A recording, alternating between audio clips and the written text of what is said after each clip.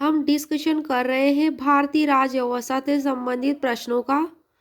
Question number 1 है, परमानंद Katara versus Bharat संघ 1989 1989 का मामला किससे संबंधित है?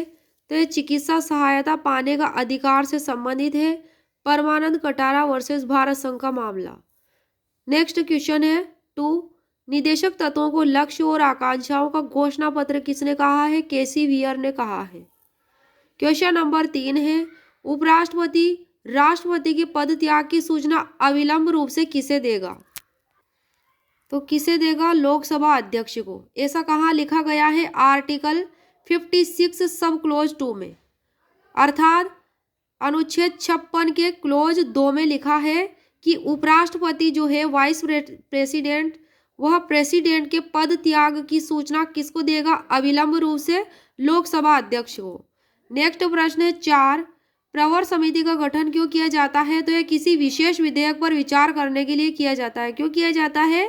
किसी विशेष विधेयक पर विचार करने के लिए प्रवर समिति का गठन किया जाता है।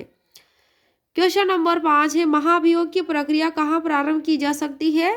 तो महाभियोग की प्रक्रिया संसद के किसी भी सदन में प्रारंभ की जा सकती है। क्वेश्चन नंबर 6 है, कौन से एक्ट द्वारा इंडियन सिविल सर्विस के लिए खुली प्रतियोगिता होने लगी?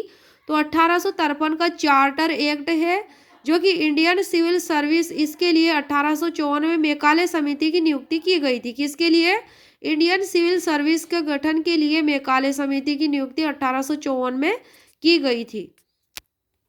और 1853 1853 का जो चार्टर एक्ट था उसके तहत इंडियन सिविल सर्विस की खुली प्रतियोगिता होने लगी थी। भारतीय इतिहास से संबंधित प्रश्न उत्तर। प्रश्न नंबर 1, दोहरी गुंबद वाला भारत का पहला मकबरा कौन सा था? तो ये हुमायूं का मकबरा था। इसका निर्माण हुमायूं की विधवा हाजी बेगम ने शुरू करवाया था। 4 भाग पद्धति का प्रयोग पहली बार इस मकबरे में हुआ था। किसमें? हुमायूं के मकबरे में। और इसे ताजमहल का पूर्वगामी कहा जाता है, हुमायूं के मकबरे को। क्वेश्चन नंबर 2 है, मौर्य काल में सेतुबंध क्या था? तो राज्य की ओर से सिंचाई प्रबंध हेतु कर था सेतुबंध। राज्य की ओर से सिंचाई प्रबंध हेतु सेतु कर था मौर्य काल में।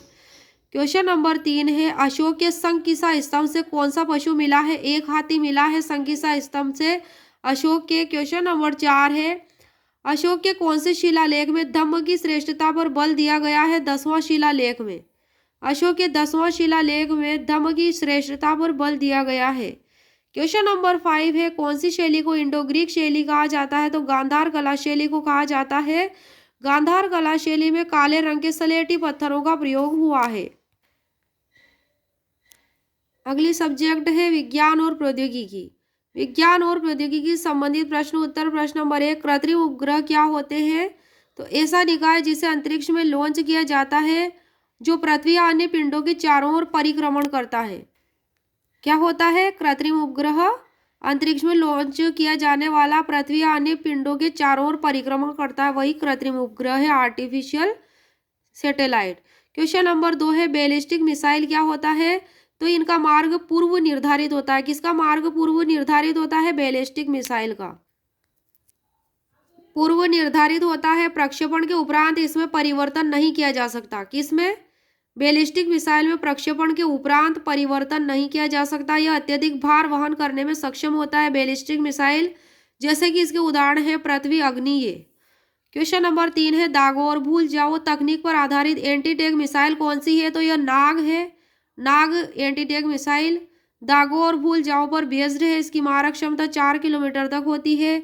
इंफ्रारेड इमेजिंग सिस्टम के से युक्त होने के कारण अंधेरे में भी अचूक निशाना लगाया जा सकता है इसके द्वारा।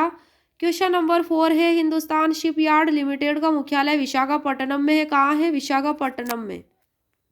और विशाखापट्टनम में कब हुई थी स्थापना? 1961 में। रक्षा उत्पादन से जुड़े सार्वजनिक संस्थान से संबंधित है Hindustan shipyard limited. Question number 5 है, कक्षा ऑर्बिट क्या होती है? तो उपग्रह के परिक्रमण पथ को कक्षा कहते हैं। किसके परिक्रमण पथ को? उपग्रह के। नेक्स्ट सब्जेक्ट है भारत और विश्व का भूगोल। भारत और विश्व का भूगोल से संबंधित प्रश्न उत्तर है। प्रश्न नंबर 1 है, जायकवाड़ी परियोजना स्थित है महाराष्ट्र में स्थित है, गोदावरी नदी के तट पर स्थित है।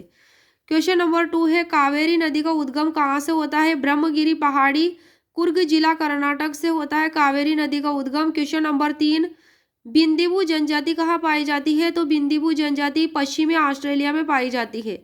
क्वेश्चन नंबर 4 है, संवहनीय वर्षा क्या होती है?